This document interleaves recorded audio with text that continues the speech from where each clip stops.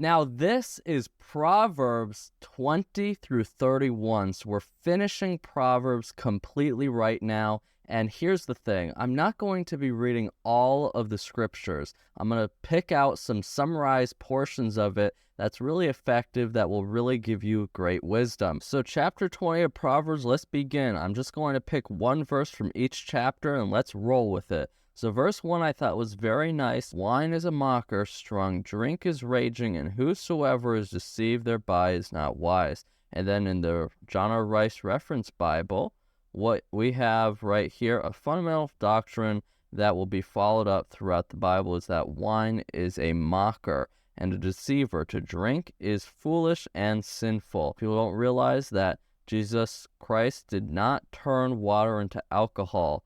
He turned water into grape juice. Chapter 21, as we keep going, verse 6.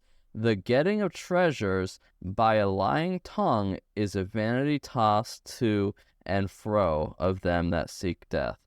Think about that. Many people are con artists. Many people are trying to deceive others. But really what that is leading to is death. A lot of people just love to gain riches, love to see money in their hand. Of course, everybody wants money. Everyone wants a lot of wealth, but we have to do that in a Christian way. We have to do that in a righteous way. We can't be lying. We can't be deceiving. We can't be tricking other people into giving us money. Chapter 22, verse 13. The slothful man saith, there is a lion without, I shall be slain in the streets. All right. So a lot of people want to give up. Right? Many people just want to say that life is too hard. There's so many things out there that it's just going to make me fail. I'm going to be slain in the streets, as the slothful guy said, which is someone that's lazy. Now, you can't be someone that's lazy. You can't be slothful in life, because all that's going to lead to is being slain. You know what I mean? It's just going to really make sure that you don't progress in life. And that's what someone that does not want to be a servant of God does. They're just lazy. But if you want to be a servant of God, if you want to really serve the Lord, if you want to serve Jesus Christ, you need to be a hard worker. You need to really get out there, get people saved in His name, and really make sure you're making an impact for God. Chapter 23, verse 22. Hearken unto thy father that begot thee, and despise not thy mother when she is old. So think about that. Many people in life, they're like all rebellious and everything, but what does that really lead to, right? It just leads to discomfort, discontentment within a family, and really just makes every situation just horrible. But if you actually want to honor your parents, if you want to honor your father and mother, you're also going to honor them in their old age. Chapter 24, verse 10, if thou faint in the day of adversity, thy strength is small. Now, a lot of people out there, if you really think about it, they're not strong, not physically strong. I'm not talking about that. I'm talking about mental strength. Think of all the people that say, oh, we need a therapist. We need to make sure that we really just have a better mindset nowadays. Everyone's struggling. Everyone has depression. It's really just a horrible thing out there. But think of it. Look, verse 10 is literally calling the people that have a small mindset, that faint in the day of adversity, thy strength is small. As a Christian, we need to have strong strength in the Lord. You know, Jesus Christ wants us to be strong in the mindset, and we need to make sure that we're not depressed. And yes, I know that it's a chemical reaction in your brain, but I really genuinely think that God can change your mindset, and that will get you out of depression mode, which is a chemical reaction in your mindset. And I think every thought that you have, there's a chemical that's released in your brain. You know, I'm not someone that studies the brain too much. I just look into it just a very tad bit, but I know that that is a thing. And many people have different reactions to things. Music, that's a big thing. Think of all the songs you may listen to and all the different kinds of emotion, like upbeat and happy music. You get all thrilled and everything. And then there's like a very low kind of music song that's really just making you feel kind of lonely, or just like more of like someone that's not feeling real powerful at all or anything like that. But as a Christian, hey, listen to godly music. Listen to stuff that will really inspire you to serve God. And I think that will just help you really face adversity when it comes along, not just with that, but with everything. You'll really just feel just like a very, very strong individual in the Lord. Remember, in the Lord, you need to be strong, not in your own power, but in God's power. Chapter 25, verse 14 says, "Whoso boasteth himself of a false gift is like clouds and wind without rain." So you're empty. You're basically just making sure that someone sees an outer shell of you, which inside there is nothing within. Now, this is so prominent in today's society. We see social media as many people try to promote the very best things in life.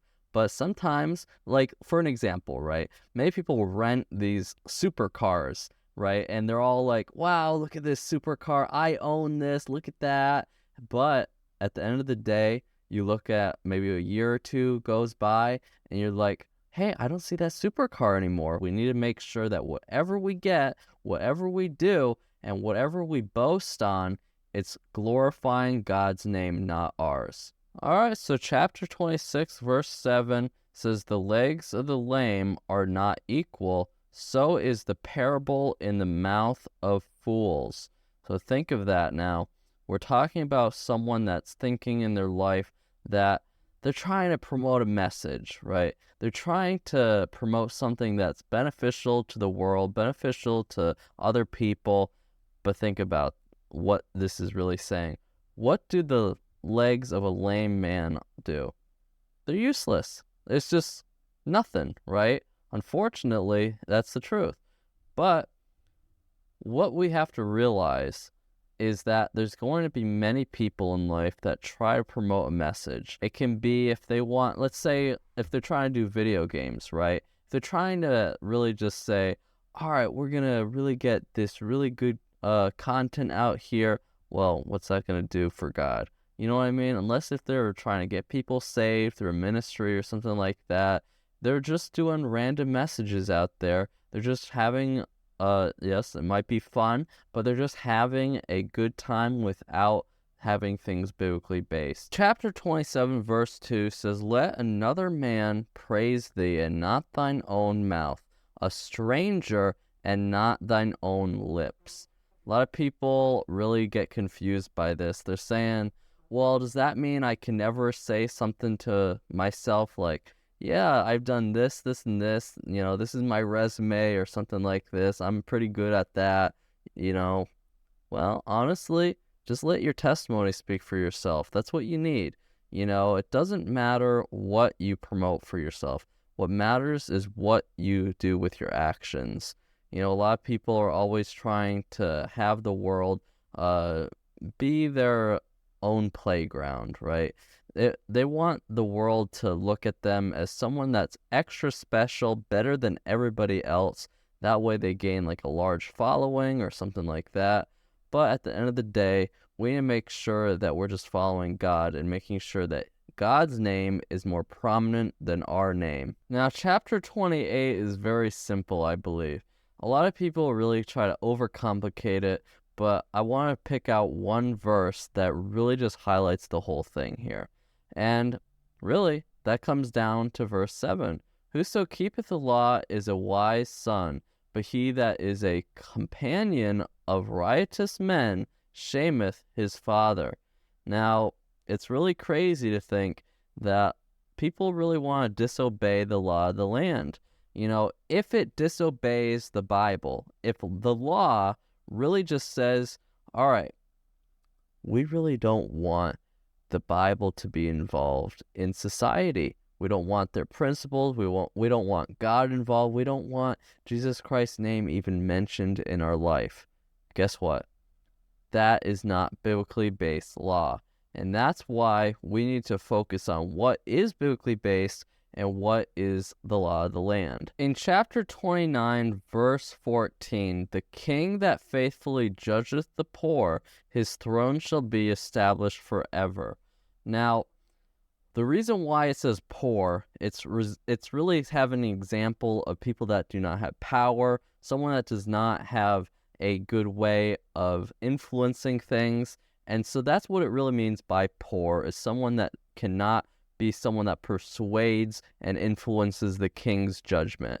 And so what this verse is wholeheartedly saying is that the king is justified, meaning he is doing justice and making sure that Jesus Christ and the biblical principles are being used in the judgment system.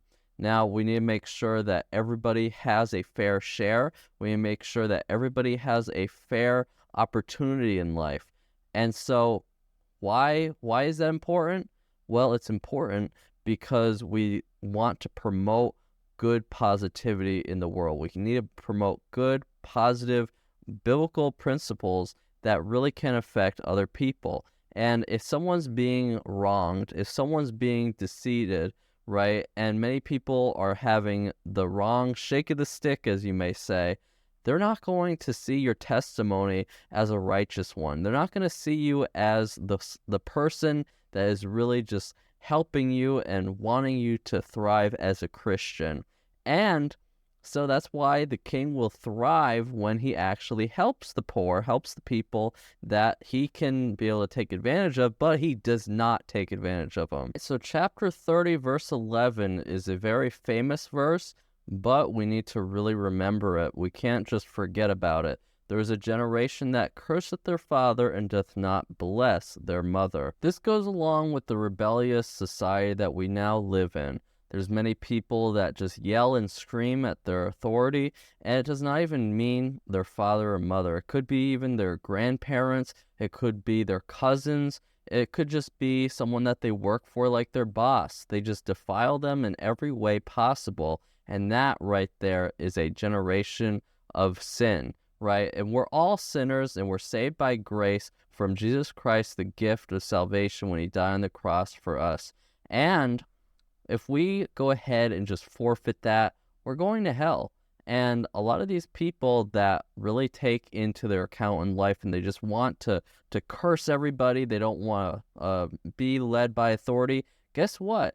There's only really one authority that will save you, and that's Jesus Christ. But if they don't take that same mindset and be a Christ-driven person, they're not going to be saved because they're not going to want to follow Christ to begin with. And then when they transfer that kind of faith, they're still not going to want to be following their parents and everything like that. And now on to the very last chapter, not Ecclesiastes, but Proverbs 31.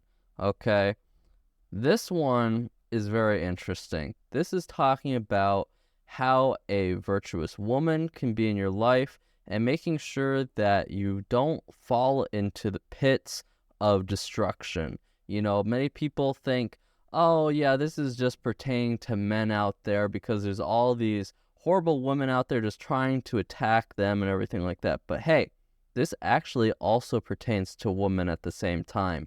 If you think about it, you as a woman can actually try and model yourself as someone that's really virtuous, someone that's really trying to fear God and really be someone that's strong in the Lord. And then men, you also take this warning and be able to make sure that you don't fall into those temptations, you don't fall into the different destruction paths that these people are trying to lead you into. So yeah, I'm going to pick this very nice verse that highlights this whole chapter, and that is verse 10 says, "Who can find a virtuous woman? For her price is far above rubies."